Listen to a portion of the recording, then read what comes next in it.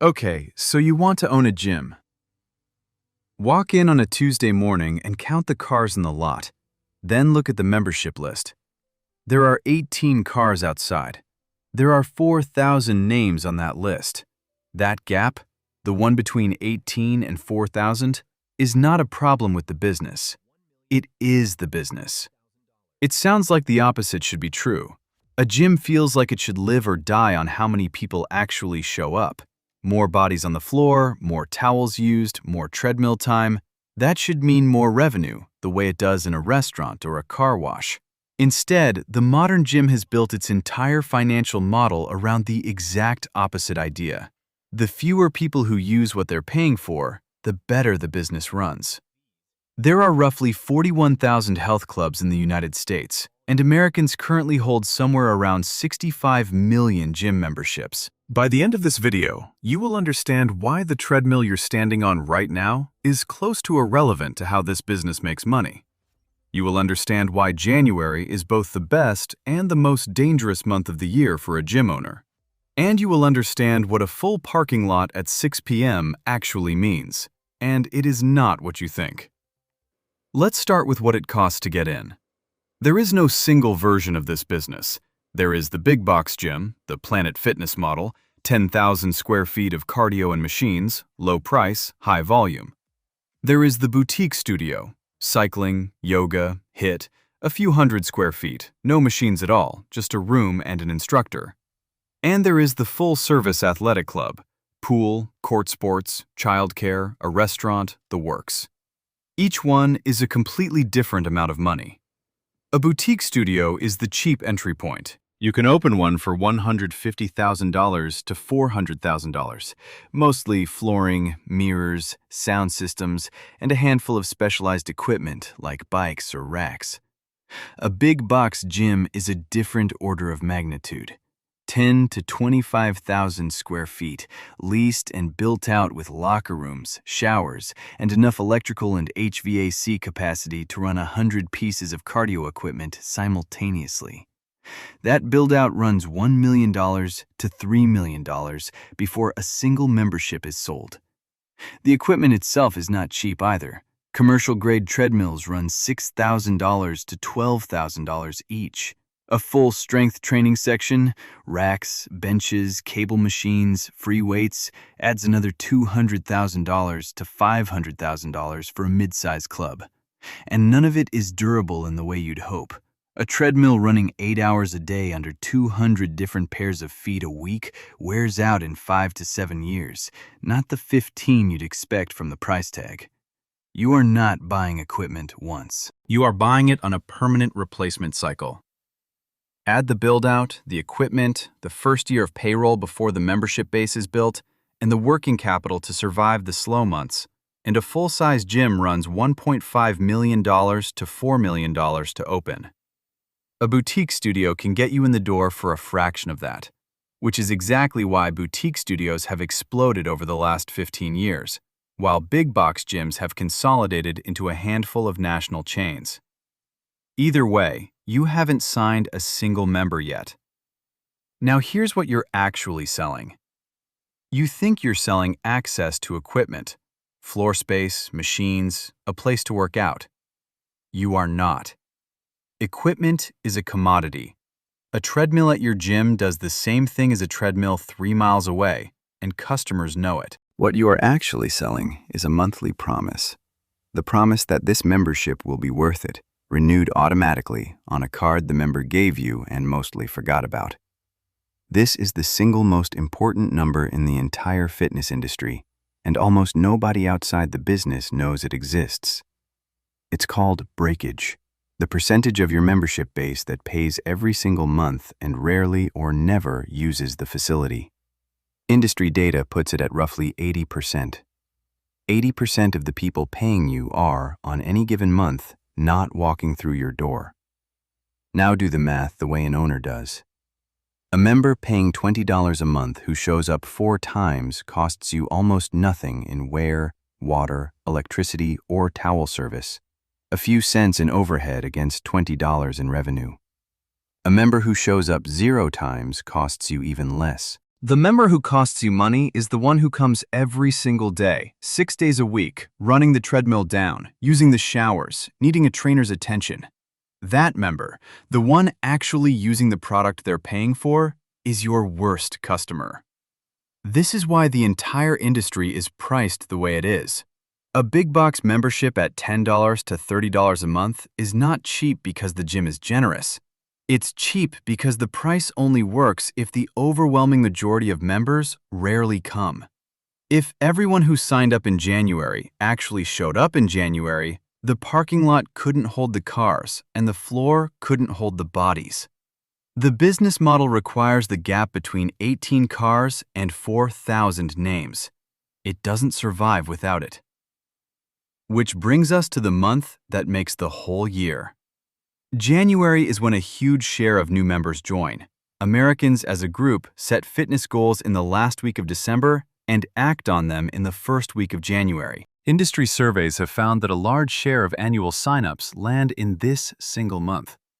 Gyms know this so precisely that they run their marketing budgets, staffing, and promotional pricing around it, the way a retailer builds a whole year around the holiday season. And gyms know something else about January. Something darker. Most of those new members will stop coming by spring. Attendance data shows usage among new signups falls off sharply within the first few months. The gym floor that was packed in week 1 is noticeably emptier by week 8. The owner isn't surprised by this.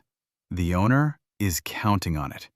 The value of a January member was never really about January.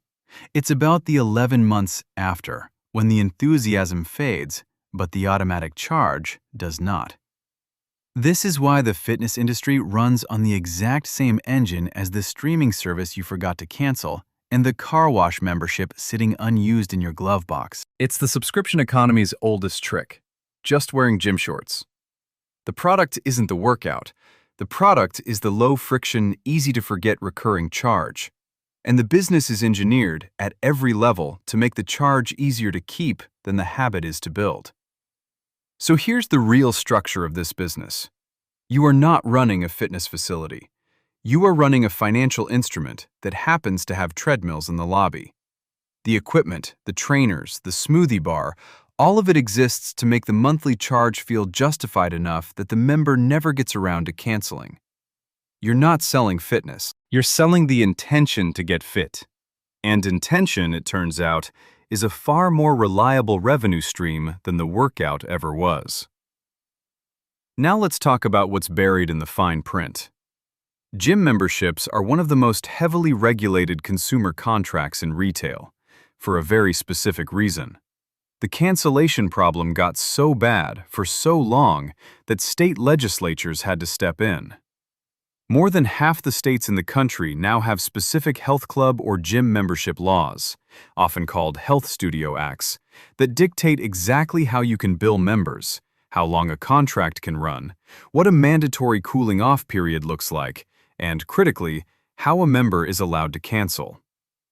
Here's why this matters for you as an owner and not just as a member.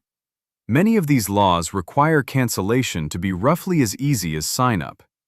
You can't require someone to physically show up during limited office hours to leave a membership they joined online in 90 seconds. Get this wrong, and gyms have, repeatedly, at scale, and you're not looking at an unhappy member.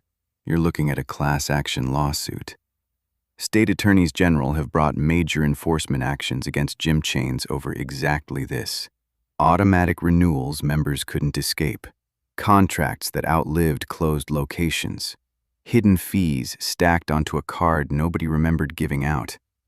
The plaintiffs in these cases are, by definition, in the tens or hundreds of thousands, because that's how membership businesses work.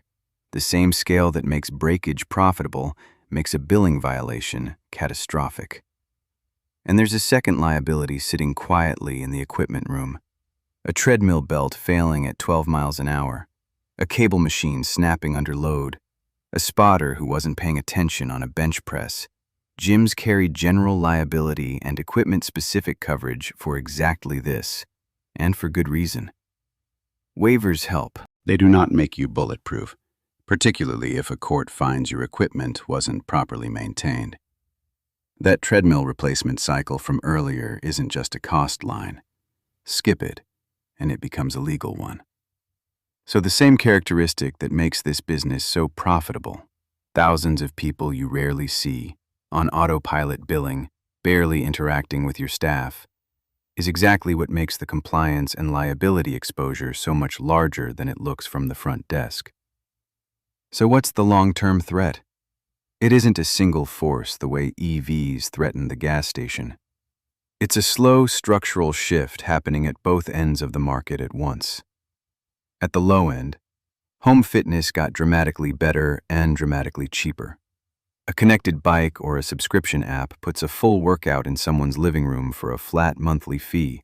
No drive, no parking, no waiting for a machine. For the member who was already part of your 80%, paying but not attending, that's not a small competitor. That's a direct replacement for the one thing they were actually using, the convenience of not thinking about it. If the app is easier to forget about than the gym membership was, the app wins the same game you were winning. At the high end, the boutique model has been quietly stealing the industry's most valuable customers, the ones who actually show up. A $30 a class boutique studio isn't chasing breakage. It's the opposite bet entirely. High price, high engagement. A member who comes 3 times a week because the class format and the community make attendance the whole point. That's a fundamentally different business than the big box model, with a different cost structure and a different kind of risk. But it's pulling exactly the segment of gym-goers most likely to actually use what they pay for. Squeezed from both directions, the middle of the industry, the mid-priced, moderate engagement gym that isn't quite cheap enough to be an impulse subscription and isn't quite specialized enough to build a devoted following, is where the closures concentrate. Health clubs shut down every year even as new memberships keep getting sold, because losing members and signing members have never been the same problem in this business. There are 41,000 health clubs in America, holding something like 65 million memberships between them, a number that keeps climbing even as attendance, on any given day, stays a fraction of that. The model works because the business was never built on the workout. It was built on the 11 months after January, when the intention faded and the charge kept running. The regulation exists because for years, leaving was harder than joining, and the treadmill wearing out under 200 pairs of feet a week is either a routine cost of doing business or a lawsuit waiting to happen, depending entirely on whether you replaced it on schedule. 18 cars in the lot, 4,000 names on the list. The business runs on that gap, right up until the month enough of those 4,000 people decide to close it. You decide.